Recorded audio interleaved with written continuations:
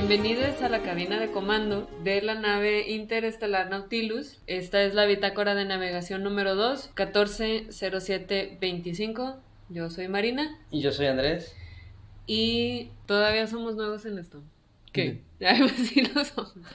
Y el día de hoy vamos a hablar de... Al menos es uno de mis géneros favoritos de la ficción. No sé tú, Andrés, ¿cómo te sientas al respecto?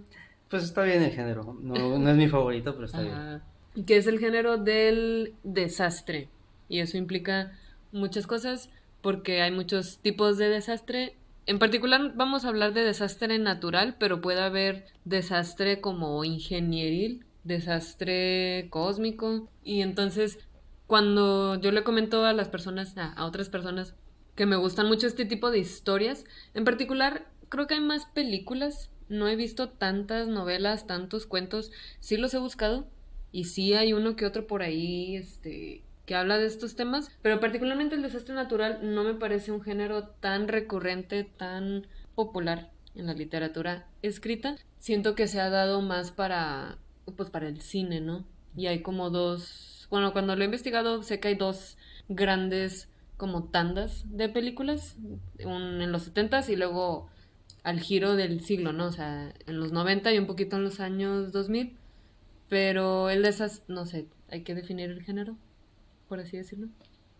Es que volteo a ver a Andrés para que... ¿Da ejemplos? Ay, bueno, es que el desastre natural nos referimos a, pues, estas catástrofes ocasionadas por el medio ambiente y por circunstancias como climatológicas, ¿no? Entonces nos referimos como a historias de terremotos, inundaciones, volcanes, tormentas, tornados. ¿Cuál otro me falta? Meteoritos. Meteoritos, sí, el meteorito también cuenta. Ay, la lista está arriba. Ajá. De las películas. ¿Voy por ella? ¿No? Ay, bueno. O sí, o si quieres, sí, ve. Ya tengo la lista, porque la estuvimos haciendo el fin de semana, pero otra cosa que me acordé ahorita que en lo que fui corriendo, le decía ahorita a Andrés, es el proceso de desertificación. Sí, también. Que no es tan común, porque la historia del desastre suele tener una connotación también como de lo inesperado y lo sucedáneo, ¿no? Mientras que una desertificación toma mucho tiempo. Sí. Pero creo que sí, no lo pusimos en la lista. Y técnicamente yo no las considero películas de desastre, pero todo lo que es la saga de Mad Max, de eso se trata. O sea, es el contexto. Bueno, y el cuento que tenemos hoy, también siento que es algo paulatino, ¿no? No es una inundación Sí. que llegó de repente.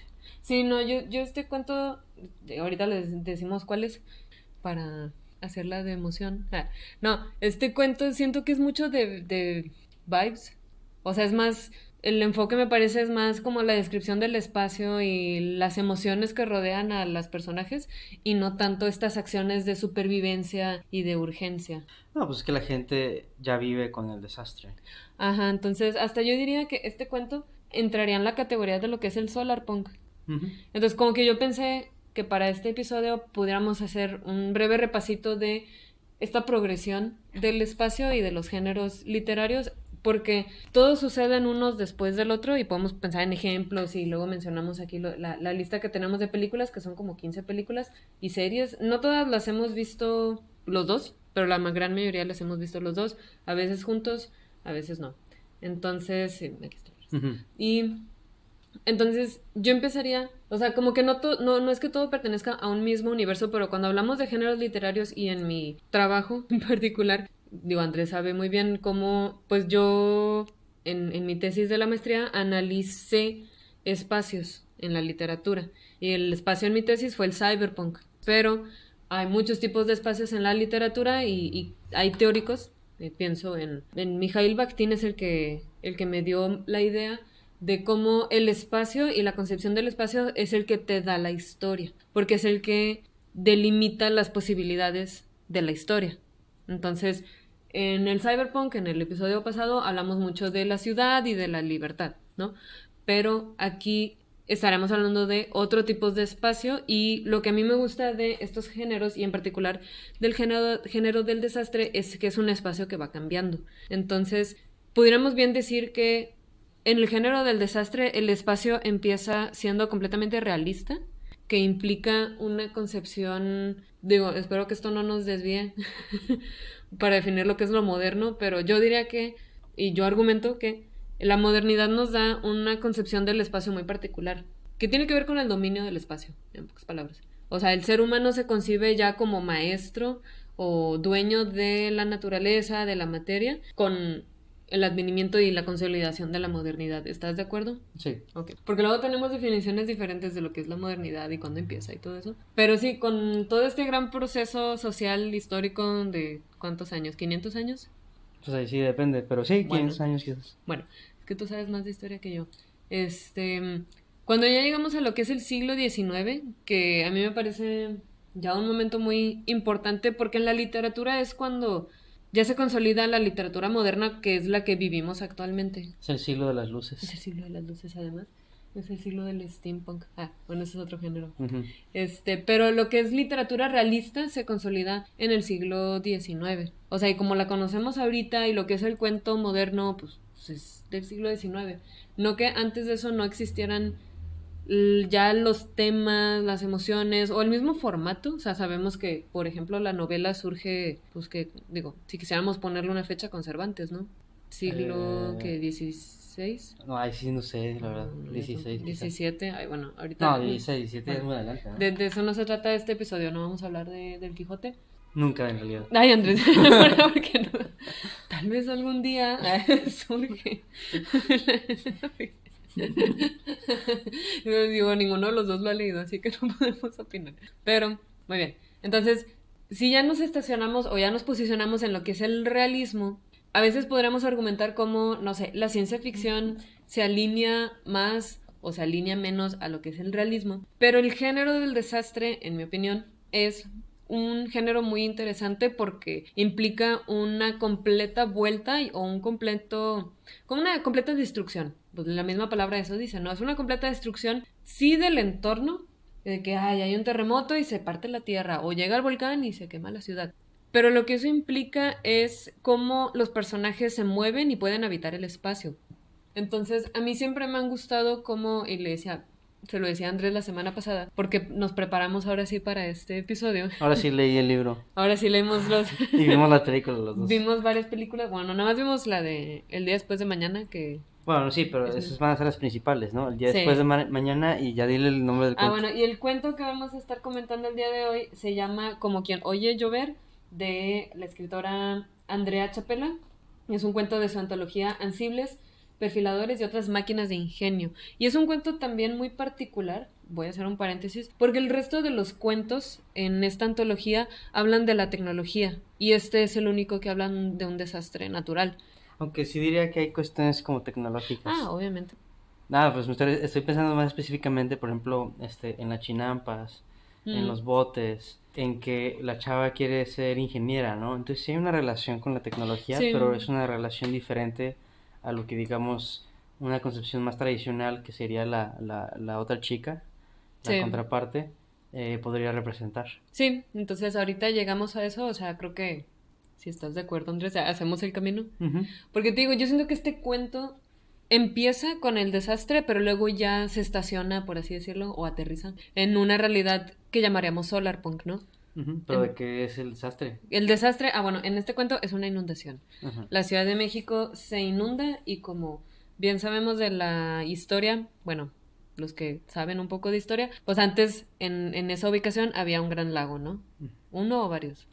No sé, la verdad, no sabría decir si son varios lagos, porque luego había secciones como de agua como más salada, otros de agua dulce, pero la verdad no sé, les dicen lagos, usan en plural, pero la verdad no sé si solo es un cuerpo de agua con diferentes corrientes, no lo sé. Pues probablemente sí era una cuestión así como de una convivencia, de diferentes como una geografía y una geología en particular, ¿no? Uh-huh. Porque yo no conozco mucho tampoco de estos temas de geografía, tal vez debería, porque me gustan, porque los lagos son bonitos, pero bueno, de eso se trata a grandes rasgos el cuento. Es un cuento muy lindo porque, como les decía, empieza nada más con casi un resumen de qué es lo que le pasa a la Ciudad de México, cómo llegan unas lluvias como cataclísmicas, llegan unas lluvias como ya permanentes y cambia completamente la geografía del espacio.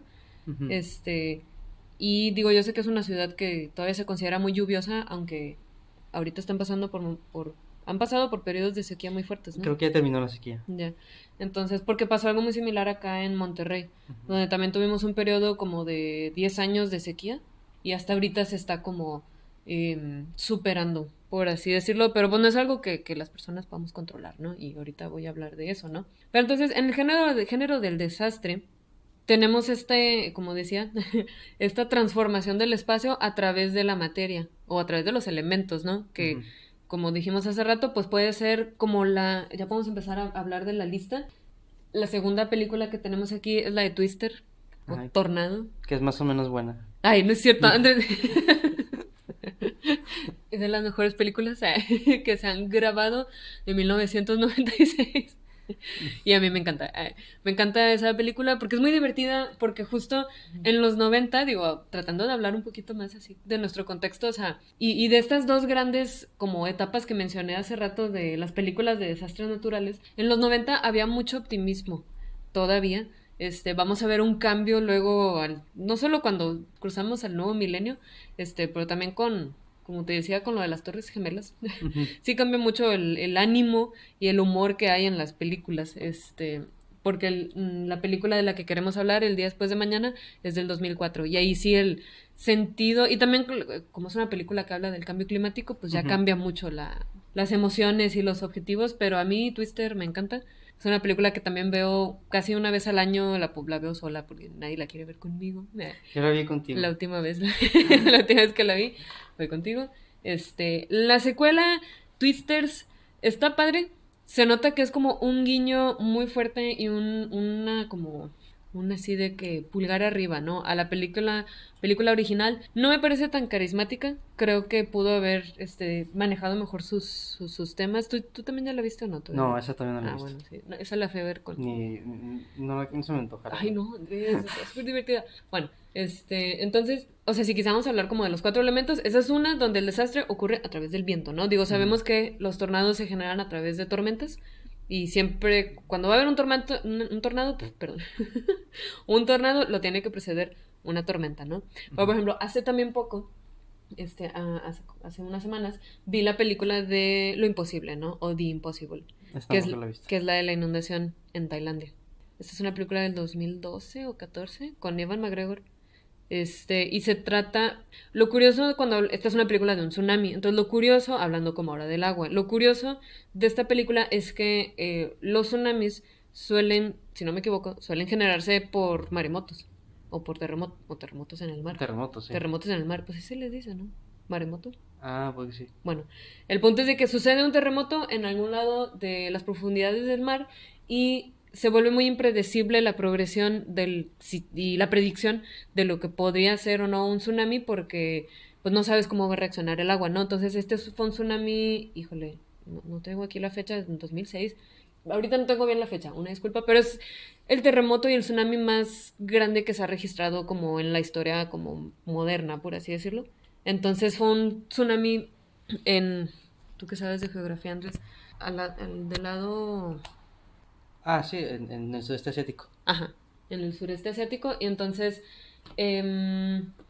pues ahí también hay una devastación como completa, enorme. Y también cambia pues completamente la costa, ¿no? ¿Pero no fue en Indonesia? Es que pasó en muchos lados. O sea, hubo una devastación en muchos países y la película decide como posicionarse en Tailandia, ¿no? En unos... Sí, sudeste asiático, Tailandia. Indonesia está justo como en creo las que, islas creo que Indonesia fue devastado un poco más porque creo que estaba más cerquita del epicentro. Sí, es en toda esa área en la India también hubo inundación, o sea, también fue como muy severa, ¿no? Sí, llegó muy lejos porque se unió muy fuerte. Y haciendo un paréntesis, el director de la película de Lo Imposible es el mismo de La Sociedad de la Nieve, que me encanta esa película también, lloré todo el tiempo. Bueno. A mí me gustó, pero así en Cantor no. Ay, es que a mí me encantan estas películas, ¿no? Entonces voy a decir eso de muchas de las que vamos a mencionar ahorita. Pero por ejemplo, la Sociedad de la Nieve es más una película de supervivencia.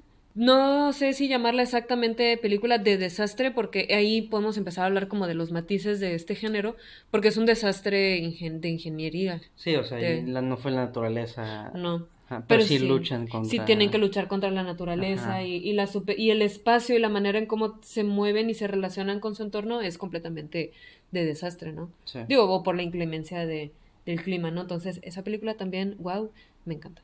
Ya hablamos del agua, del viento, de la tierra. Ya mencionamos terremotos, pero como una referencia, creo que tú no has visto esa película que es San Andreas, o La Falla de San Andreas, No, con La Roca.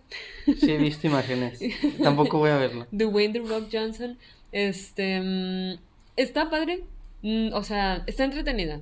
No le llega a estas otras películas. Ujú. Porque, pues, los personajes no son tan carismáticos. Y algo que yo siempre menciono de estas películas, lo que a mí me gusta es cuando hay una atención justo a las personas.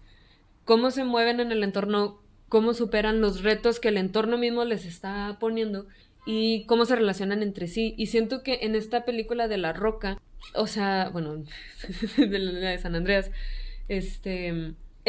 o sea, son muy poquitos personajes y nada más estás enfocados en ellos y como que la manera en cómo tienen que sobrevivir, sí es muy de película de acción, pero siento que no existe esta sensibilidad hacia el resto de la población. Ujú. Estas películas que mencionamos, El día después de mañana, Twister, Lo imposible, La sociedad de la nieve, se enfocan justo en cómo la vivencia y habitar en la tierra cambia. Y siento que en esta película solo es como la roca corriendo, así como... Otra, bueno, no es de terremoto per se, pero es la del volcán, que es ahí mismo, Ah, sí, la de la de Volcano. Volcano, sí. Esa está padre. O sea, la de Ajá. Volcano sí está más chida que la de San Andreas. Pero ahí también es como algo también muy común, ¿no? Que es el científico que Ujú. sabe que algo va a pasar y que está siendo precavido. Nadie le hace caso hasta que es demasiado tarde, ¿no? Sí, sí, Es sí. una narrativa muy común en ese tipo de historias, que está también el día después de mañana, ¿no? Ay, sí, me En encanta. la de Don't Look Up también. Ah, sí, Don't Look Up. Ujú. Y también en esta serie que se llama Deep Waters, si no me equivoco.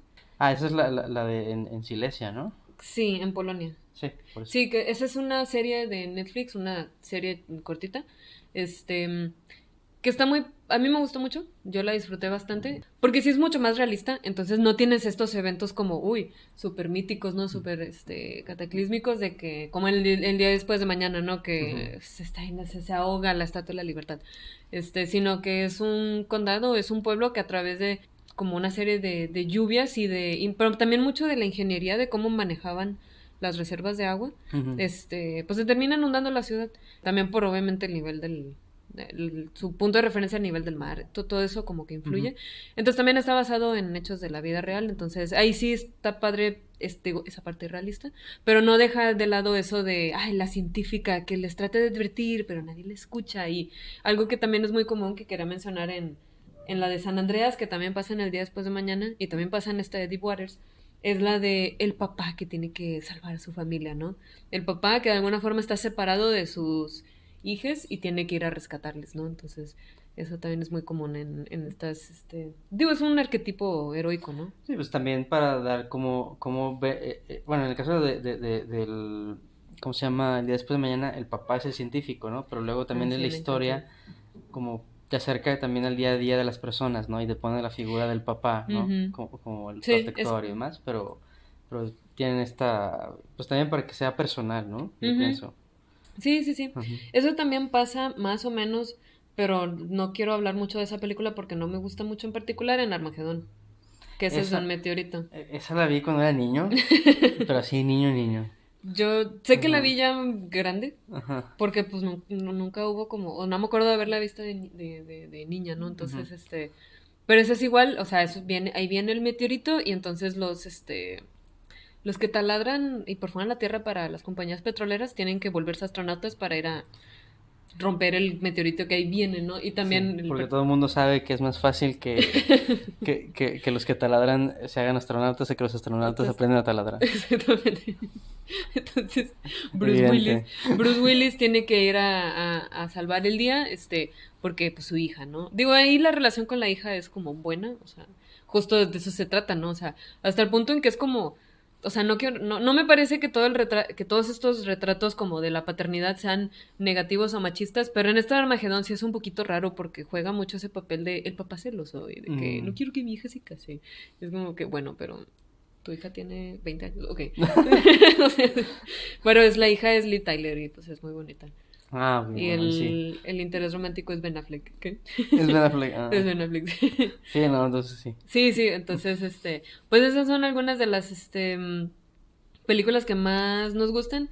Y creo que ya recorrimos como un poco Faltó esta Ah, que bueno, es faltó una de las mejores. la mejor del día después de mañana, pero esta también es muy, muy padre. Esta se aleja un poco de la noción que estamos hablando ahorita de lo que es el desastre natural, porque esto ya cruza, creo que a lo que es la ciencia ficción. Sí, la agregamos porque nos gusta. Sí, no sé, a mí me súper encanta, yo la he visto muchas, muchas veces. La película de Sunshine, Diosita mía, o sea, genial. Ujú. Me encanta, me encanta, me encanta, Y ahí está también genial. ahí también habla como de las relaciones y que se Sí. crean en un lugar hacinado, ¿no? Ujú. En una misión suicida, básicamente. Sí, esta película, si no la conocen, no es, según yo, no es tan famosa. Es del Ujú, 2007. ujú. Es del director Danny Boyle, el mismo director de Transporting. Exterminio y Trainspotting. Ujú. Danny Boyle, ¿es irlandés? Ay, no sé. Bueno, no O sé, escocés, es quizás. que, ajá, es Mm. más para allá. Pero lo único que importa en esta película es que el protagonista es Cillian Murphy, el mejor actor de todos los tiempos. Sí. Ok. Es que ustedes no saben. Si hay algo que deben de saber de mí, es que Cillian Murphy es mi actor favorito desde hace 15 años. Entonces, justo cuando empezó a hacer todas estas películas y empezó a salir en la pantalla grande, pues yo estaba chavita y obviamente me súper fascinaba. Y fue un momento, digo paréntesis, fue un momento donde todavía no teníamos todas estas plataformas como de streaming. Ujú. Entonces, también por eso yo veía muchas veces las mismas películas, porque pues no tenía otra manera de ver una diversidad más amplia de como de cosas. Entonces, pues, ¿cuál película tenía? Tenía Sunshine. ¿Cuál tenía? Batman Begins. Entonces, pues, digo, las veía muchas veces, ¿no? Ujú. Entonces, sí, Sunshine, si no la han visto, es de una película de ciencia ficción donde el sol se está apagando y básicamente como lo que queda, o sea, fue gradualmente, pero lo que queda de la humanidad manda a una nave que se llama Ícaro 2, porque ya habían mandado una. Entonces, Ícaro 2 tiene que ir al sol a como lanzarle una bomba atómica, A ponerle pilas al sol. a prenderlo otra vez, porque se le acabó el combustible. Una cosa así, o sea, obviamente la parte científica no es como muy dura, muy exacta, pero No es como exacta. no es exacta, pero pero el drama, la acción es muy buena. O sea, es una película muy de suspenso y creo que lo he visto por ahí también mencionado, muy claustrofóbica porque pues están encerrados en una nave espacial, solo tienes como a que 8 o 7 personajes y pues, todo empieza a salir mal, por así decirlo. Está muy buena, esa me súper, súper encanta y creo que estas ya son todas las que... Digo, hay otras que ahí pusimos en la lista que no son tan buenas, que son más como de chiste, como Sharknado. Decor. Ah, bueno, The Core es el núcleo, es una película donde el centro de la Tierra igual deja de girar. Ajá. Entonces, Esa sí la vi contigo, pero sí, ni me la vimos. acuerdo de qué es. Pues de eso se trata, o sea, el centro Ajá. de la Tierra deja de girar, entonces ya no crea electromagnetismo y pues, nos vamos a morir todos. O sea, la Tierra se va a acabar Ujú. porque ya no está girando el núcleo, entonces igual mandan a un equipo de especialistas al centro de la Tierra para igual lanzarle una bomba, una cosa así, para que otra vez vuelva a girar. Y otra que no mencionamos, pero que es casi lo mismo que Armagedón y salieron casi al mismo tiempo, es la de Impacto Profundo, que es de un meteorito también.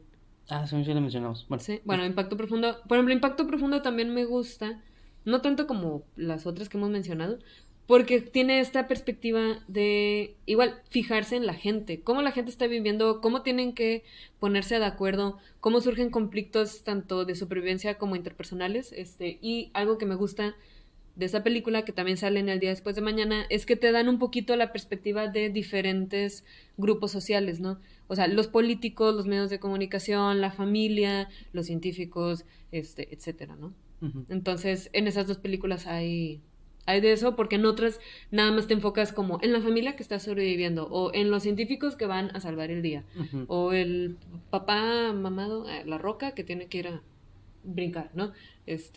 Porque también, ya para creo que cerrar este recorrido como de diferentes ejemplos, otro tipo de películas de desastre, pues como habíamos mencionado al inicio, son los desastres humanos, ¿no? Como por ejemplo Titanic. O sea, Titanic es, Claro. o sea, bueno, Titanic no es tanto una falla de la ingeniería humana, pero sí un error humano de que, ay, no vimos el iceberg y chocamos, ¿no?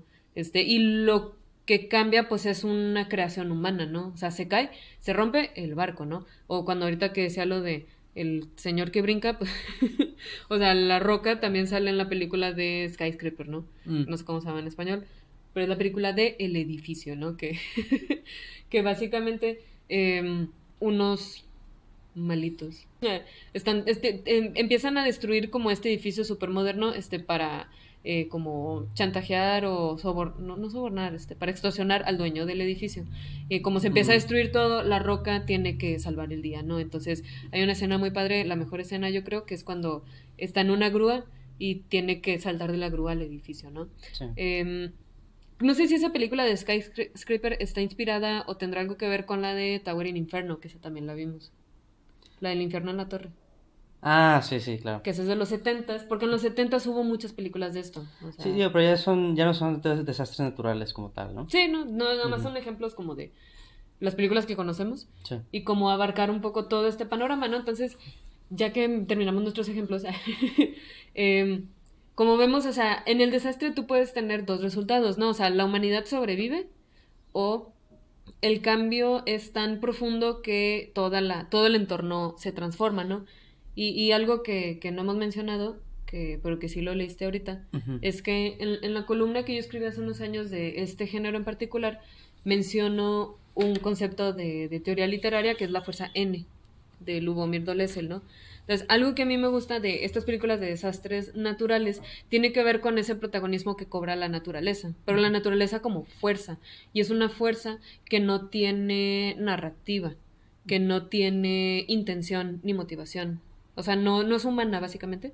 Entonces, a mí me parece muy interesante cómo también para conectar con lo que mencionamos al inicio de la modernidad, estas historias de desastres naturales ponen mucho en entredicho y están discutiendo con esta noción de que el ser humano es el dueño del mundo, ¿no? Sí. Y dependiendo de la película, pues vas a tener resultados variados, ¿no? Donde sí, el hombre logra sobreponerse y de alguna manera se reafirma esta idea de el hombre que, pues que domina los elementos, ¿no? O que al menos lo sabe manejar. O bien tienes un resultado donde no, donde el hombre sí tiene que replantearse su lugar en el mundo. O también cuando todo se acaba, ¿no? En la de Don't Look Up. Sí, sí, sí. Sí, justo quiero como pasar a esa otra parte, porque pues sí, lo que es la fuerza N, pues es son los elementos, ¿no? Y desde las historias realistas tenemos también ese concepto. Lubomir Dolezal lo menciona con un texto muy rebuscado, la verdad, que es Arrebur, un texto así bien, bien raro de un vato como muy nihilista y muy misántropo que se aleja del mundo y le va mal, en pocas palabras. O sea, se aísla completamente, ¿no? Pero las películas, por ejemplo, de enfermedades, o sea, algo que me gusta que Dolezal menciona es que también podemos pensar en el cuerpo como parte de la fuerza de la naturaleza, ¿no? Entonces, cualquier película sobre una enfermedad, no tanto una epidemia, pero así como estas películas de llorar, así de no manches, le dio cáncer a la niña, o sea, estoy pensando en una película en particular, pero le dio cáncer a una niña y toda la familia, o sea, y no lo puedes detener, eso también es un ejemplo de la fuerza de la naturaleza. Algo que digo ya para un poco introducir también el texto de Andrea Chapela, bueno, sí. que me pareció como sumamente interesante este texto. Sí, creo que la relación o la manera en cómo se piensa la naturaleza es diferente a otros, ¿no? Al menos a estas películas que estamos mencionando, ¿no? Ya la naturaleza no es ni algo que se tiene que superar, ni algo como una externalidad al ser humano, ¿no? Siento que ya hay una visión más integrada entre el ser humano y la naturaleza, porque algo que noté en tu columna es que justo hablas de cómo esta historia, la protagonista no busca cambiar su entorno, ¿no? Y ahí yo estaría en desacuerdo porque sí lo busca cambiar, pero lo busca cambiar de una manera diferente. Ya no es como la idea de que, pues vamos a drenar el lago y mandar el lago a otro lado, al mar o lo que sea. A Monterrey que les hace falta. Ay, no es cierto. Ajá. Entonces ya no es eso, sino que ahora ya es, bueno, vamos a construir una ciudad habitable en este lago, vamos a reconceptualizarnos la habitabilidad humana, Y ya la relación con la naturaleza es diferente. Ya incluso ya no sé si piensa el ser humano como diferente a la naturaleza. Porque esto que decías del doleza, el pensar al cuerpo como naturaleza, pues es como también bien curioso, ¿no? Entonces, ¿en dónde comienza la naturaleza y dónde comienza el humano, no? No lo sé. Y creo que este texto de Mariana, ¿o María? ¿De Andrea? Andrea Chapela, perdón. De Andrea Marina Chapela. soy yo. Dijo Mariana o María. Pero pues siempre Andrea, me cambian el nombre, Andrés. de Andrea Chapela, justamente ya evade un poco esta pregunta, ¿no? De dónde comienza, dónde acaba el humano y dónde comienza la naturaleza, sino que ya se ve como dos cosas integradas. Que eso es lo que a mí me pareció maravilloso de este texto. Es muy bonito.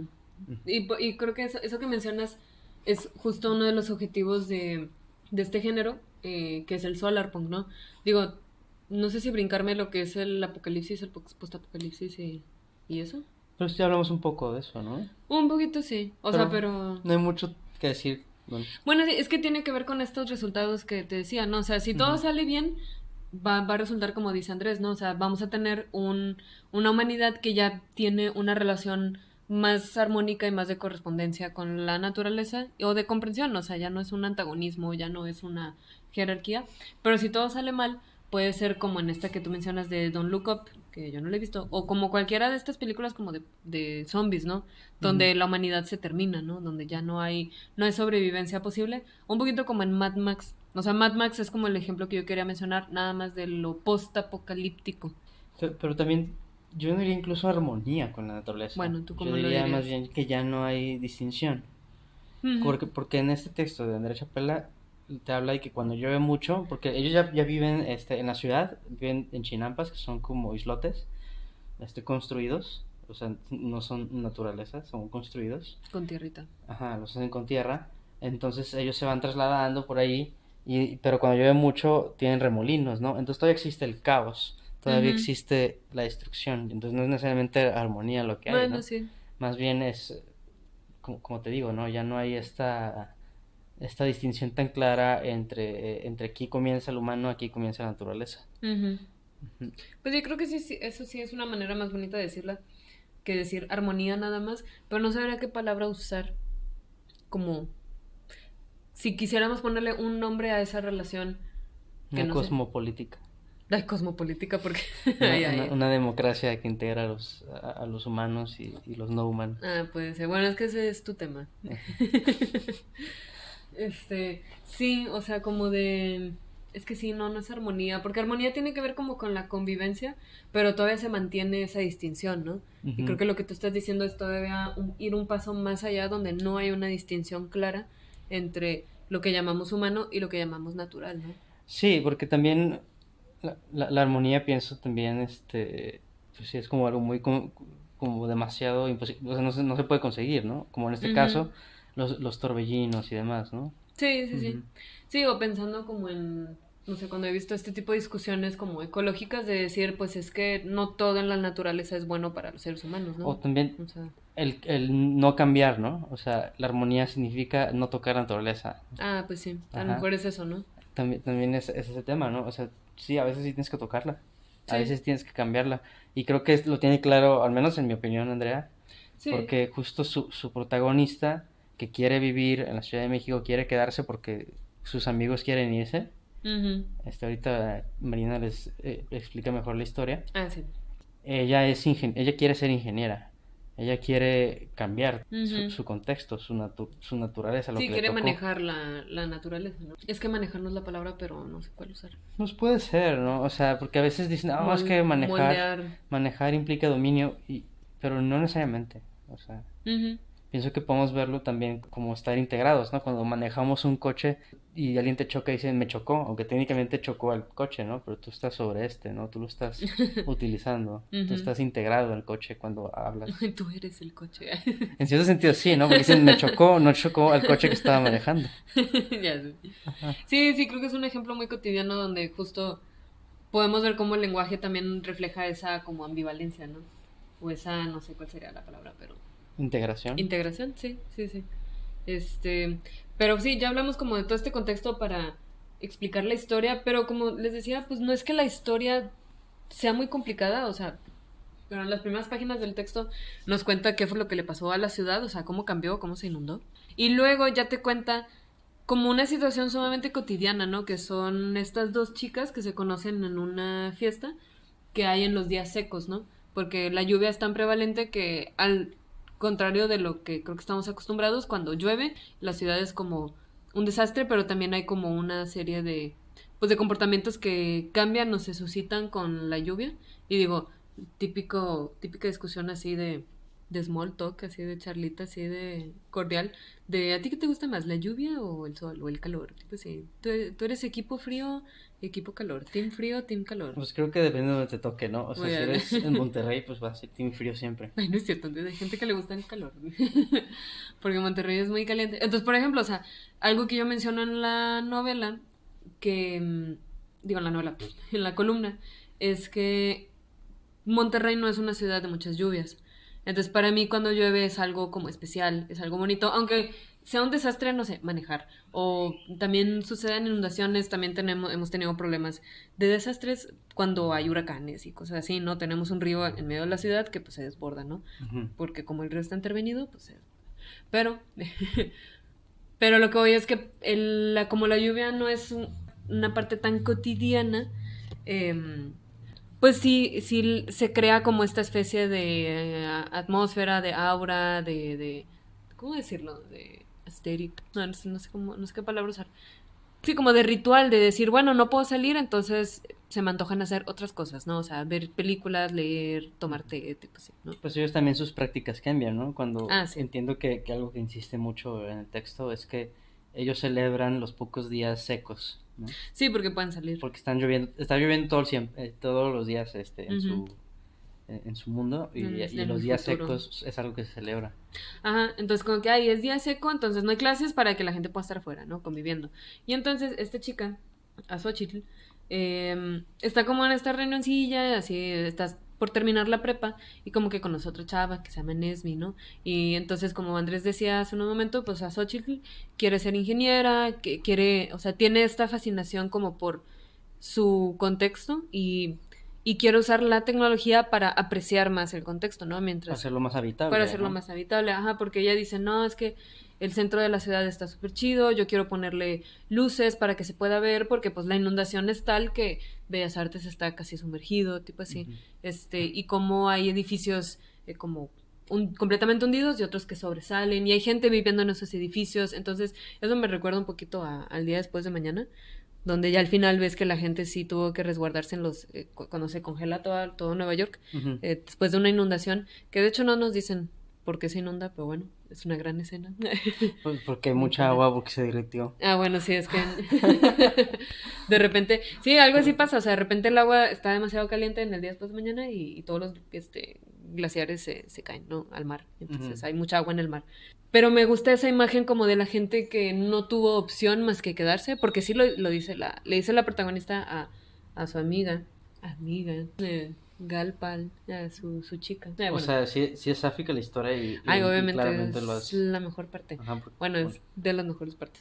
pues desde el inicio sabes que se gustan. Ah, sí, pues, o sea, de eso se trata la historia, básicamente. O sea, son estas dos chicas que se conocen y se empiezan a gustar. Y es como esa situación como muy ordinaria donde, ay, pues, ¿dónde vas a estudiar? ¿Y a dónde te vas a ir? Y yo me quiero quedar aquí, yo me quiero ir. Pero lo que es muy bonito es que, como bien dijo Andrés al inicio, o sea, la relación de la protagonista con el espacio es especial. Y ella misma, como tú dices, pues no genera esta distinción entre, ay, bueno, el espacio está para allá y yo estoy acá y tengo que sobrellevarlo, sino que ahí pues es una integración de quién es ella con su entorno.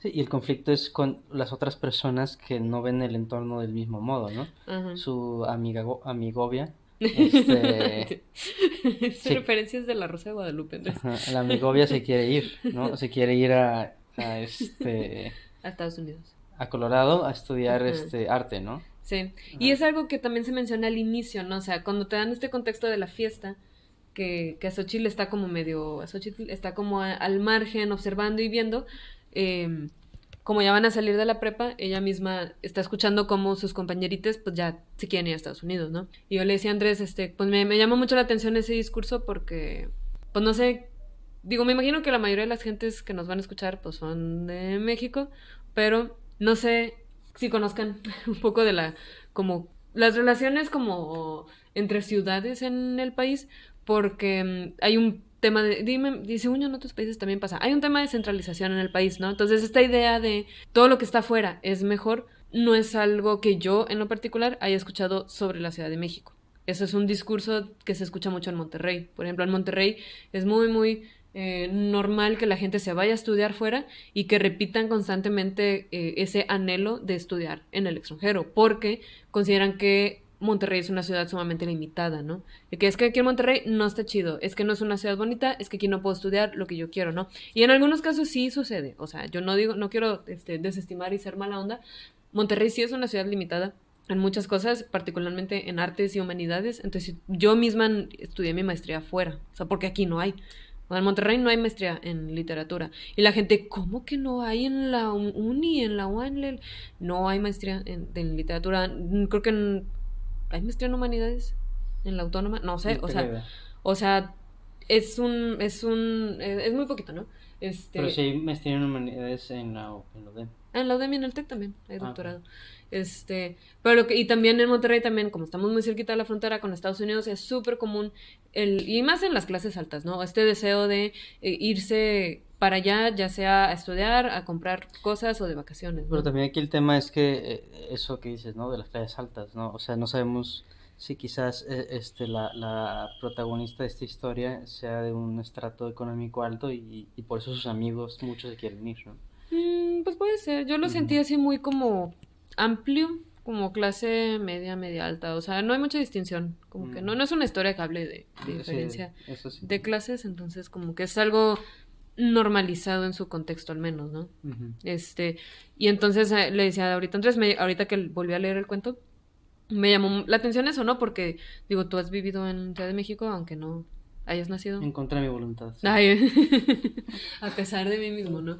Entonces, yo no sé, tú que naciste has vivido en otras ciudades y también persista este discursito de, es que la Ciudad de México es donde está todo, ¿no? Pues la verdad es que no sé, o sea, porque al final del día esa etapa de mi vida la viví en Monterrey, ¿no? Yo soy de Aguascalientes y viví en Guadalajara. Pero siento que mucha de la narrativa que pasa aquí en Monterrey es que se tiene la idea un tanto falsa también, hasta cierto punto, de que aquí no hay oportunidades para el desarrollo de las artes, que es una ciudad industrial y que aquí lo que importa es ser ingeniero, ¿no? Es hacer dinero. Sí.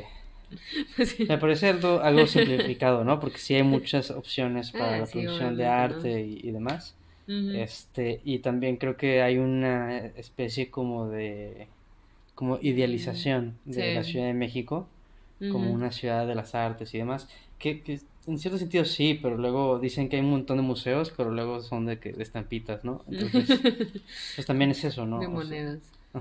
Bueno, los de monedas están padres. Pero Sí, pero es como el Museo del Foquito, ¿qué te hace? O sea, sí, cosas así. De cómo se desarrollan foquitos. Digo, la vez pasada fuimos al Museo del Vidrio aquí en Monterrey, estuvo padre. O sea, esos museos pueden estar bonitos, pero sí entiendo lo que dices, ¿no? Y creo que eso es un poco lo que también el cuento nos está tratando de decir, ¿no? O sea, esta idea de que tienes que irte de tu contexto, de tu hogar, de tu origen, para desarrollarte como persona, pues es no falsa, pero sí implica como un dejar de ver lo que existe a tu alrededor, ¿no? O sea, tienes que negar que aquí no se pueden desarrollar, como dices de Monterrey, ¿no? O sea, que sí es falso, o sea, sí hay mucho campo artístico, ¿no? En Monterrey hay mucha historia, como en todos lados, ¿no? Y entonces nada más me llamó la atención que ese discurso y esa como noción cultural que tenemos en Monterrey la vi resonada acá sobre la Ciudad de México, que yo dije, ay, pero pues la Ciudad de México es como el centro del país, o sea. Bueno, sí, pero también es una Ciudad de México, tiene sentido, es una Ciudad de México que fue trastocada. Sí, sí. Él mismo dice que la Universidad Autónoma ya no es lo mismo, ¿no? Sí, cierto, algo sí. así comenta. Entonces quizás sí hay un deterioro a raíz de la inundación y también por eso la protagonista quiere modificar su territorio. Sí, espacio. Pues, para que no... Para para que no se vayan. Para que no se vayan también. Exacto. Sí, porque sí es como algo que se repite, que se dice al inicio en un lenguaje, la verdad, muy bonito. O sea, el inicio es hasta muy poético, porque te habla como de este suceso pues es una escala como mítica, ¿no? O sea, como llovió y llovió y llovió por días, meses y años y me parece que está muy bonita la, la prosa en ese momento y como con cierta sencillez dice y la gente se fue, que es lo que mencionó también en la columna, es algo que sí sucede en la vida, pues sucede desde hace rato, ¿no? Y siempre ha sucedido en cierto sentido, pero la conciencia y la articulación de los desplazados por el cambio climático, pues es algo que ya, con lo que ya vivimos, ¿no? Ujú. Yo por eso lo digo, sí es algo que sucede. ¿Sí quedó claro que es el solar punk o no? A ver, danos una El síntesis. solar punk, ya para ir cerrando entonces este episodio, este cuento trae una visión que no es muy común de ver en la literatura, sabrá Diosita por qué, no, es cierto, porque es una visión optimista del futuro, ¿no? Y creo que mucho se ha hablado en muchos lados sobre el pesimismo con el que vivimos actualmente, ¿no? Sea por motivos ecológicos o motivos sociales, ¿no? Entonces, esta visión cerrada sobre el futuro que vemos mucho en la distopía, en el cyberpunk. Por lo general las visiones son pesimistas, ¿no? Y en la ciencia ficción es muy común. Entonces el solarpunk es como esa otra cara, como optimista, esperanzadora, bonita, hasta cierto punto, ¿no? Entonces no hay tantos ejemplos de solarpunk, cada vez hay más, y es algo que se usa con mucha conciencia, ¿no? O sea, a diferencia de otros géneros que creo que surgen un tanto orgánicamente, digo, el solarpunk también, no quiero decir que no, no quiero que decir que la gente lo use como un panfleto o como una fórmula, pero sí me parece que es un género que no surge con tanta espontaneidad, porque sí, te digo, sí es complicado que la gente tengamos como una... O sea, es más fácil hablar de conflictos, o sea, y narrativamente es más, tendemos más y es más común y es un poco más sencillo, o no sé si sea sencillo o no, pero la maquinaria como creativa fluye mejor con conflictos. Y el solarpunk no te da muchos conflictos porque ya todo está como resuelto en un sentido como integrado, holístico, armonioso. Digo, sé que esa Aquí quizás palabra... el conflicto es entre diferentes formas de habitar los espacios, Ujú, ¿no? Tenemos a la protagonista que quiere reconstruir su ciudad y tenemos el conflicto con los otros, con su ajá. novia, que se quiere ir. Sí, pero si Ajá. te fijas es un conflicto como muy cotidiano, ¿no? Que está Ajá. bonito, o sea, no estoy diciendo que está mal, es un conflicto como muy ordinario, porque todo esto que mencionábamos del desastre antes, pues ya sucedió. Y hasta cierto punto te lo nombran, sí, te lo nombran con cierta calma, ¿no? Otro ejemplo, el único ejemplo que ahorita se me ocurre de Solarpunk es un manga, hay una columna específica de ese manga, del cual podemos hablar después, que es que se lo puedo decir bien, el Yokohama Kaidashi Kiko, una cosa así, que es de una chica robot, una ginoide así adolescente linda, que tiene un cafecito como en la costa en Japón. Y entonces realmente no hay, es un slice of life. Entonces no es que haya un conflicto así grandote, sino que pues es de una chica que tiene un cafecito y entonces tiene que ir a comprar café y luego le llegan paquetes Pues, y gente que ya aprendió a vivir ajá. con el problema. Entonces, ajá, gente que aprendiendo con el problema, ¿no? Ujú. Haciendo referencia aquí a Donna Haraway, este, que a los dos nos gusta. Bueno, o sea, a mí sí me gusta. A mí también. Es bonita. Entonces, entonces el solar punk, pues eso, o sea, toda la tecnología es ecológica, es hasta cierto punto, bueno, no que sea pequeña, pero es una tecnología ya completamente ordinaria, no hay conflictos bélicos, o sea, como que ya es un momento en la historia donde se han superado todo eso. En algunos casos, como en este cuento, como en el manga que menciono, sí hubo una situación de desastre y de catástrofe y de tragedia muy fuerte, y los que quedan son los que ahora sí pueden vivir con esta como gentileza, ¿no? Y amabilidad con su entorno. Ujú. Este, y ya, yo siento que por eso, digo, no es que estoy haciendo un postulado teórico, y sé que a mucha gente le resuena mucho el solarpunk y lo exploran tanto en el arte como en la literatura, pero sí se podría argumentar que pues, la narrativa se articula a través del conflicto, ¿no? Entonces, Ujú. el solarpunk es muy bonito para el arte. Hay un anuncio del yogur Chobani que es Solarpunk y es como una animación muy linda. Entonces, si buscan así Chobani, Solarpunk, les va a salir. Y entonces tú dices, pues claro, o sea, ese es como el mundo ideal, el mundo reconciliado, el mundo comprendido, integrado. Entonces, pues sí es como, yo lo he visto mucho en contexto, ya para cerrar esto, yo he visto que se menciona mucho el Solarpunk en diálogos como más como de cambio social. O sea, no tanto en la literatura, que sí se habla, no quiero decir que no, pero lo he visto también emerger como un manifiesto social o una postura política. ¿No puede ser ingenuo en ocasiones? Sí, también podría ser demasiado optimista, o porque dices ingenuo. No, porque luego, como se usa precisamente para eso y no tanto en la literatura, pues no sé, desde luego pienso que ese tipo Sí, como de manifiestos tienden a hacerlo. puede ser. O sea, faltaría como lo bonito de la literatura justo es como la exploración, ¿no? Sí, porque no, o sea, el cuento que leímos no es nada ingenuo, o sea, está genial. Está muy bonito, sí. Ajá. Sí, por favor, por favor, léanlo. Está en internet. O sea, se puede conseguir de manera gratuita. No tienen que comprar el libro. Si quieren comprar el libro, háganlo. Vale mucho la pena. Es una edición muy bonita. Porque Almadía tiene bonitas ediciones. Entonces, todavía es un libro que se vende, que se encuentra en las librerías. No es un libro difícil de conseguir porque es del 2000, ¿qué? ¿20? A ver. Sí, del 2020. Y aquí dice que pero que lo viene trabajando desde hace ya casi 10 años, ¿no? Desde el 16 y 17 porque lo trabajó con la beca del Fonca. Mm. Bueno, entonces sí puedo entender que menciones eso, porque es como cuando la gente, no sé si hablamos de esto en la columna anterior, ya no, digo, bueno, sí, en la bitácora anterior, pero es como si la gente usara el postulado, es como cuando la gente usa el nombre de distopía y de cyberpunk y decir, es que estamos viviendo en un mundo feliz, es que estamos viviendo en una distopía y tú dices, oye, pues eso también es una perspectiva un poco como ingenua o superflua de hablar sobre la realidad, ¿no? Los géneros literarios sí son estas ventanas y estos focos o lentes así de lo que como quieran verlos, para ver a la realidad, pero ya aplicárselos hacia afuera ya es un poquito más Sí, no, ¿quién problemático. estuvo en lo correcto? ¿1984, Mundo Feliz o Fahrenheit, ¿no? Ajá, o Fahrenheit, entonces tenemos que Ajá. aspirar a estar como este cuento, o tenemos que aspirar a estar como en, no sé, Al final ya están Hijos del hablando Hombre. sobre nosotros, sobre Ajá, su momento en el momento que lo escribieron, ¿no? sí, sí, No en sí. el futuro realmente. Ujú.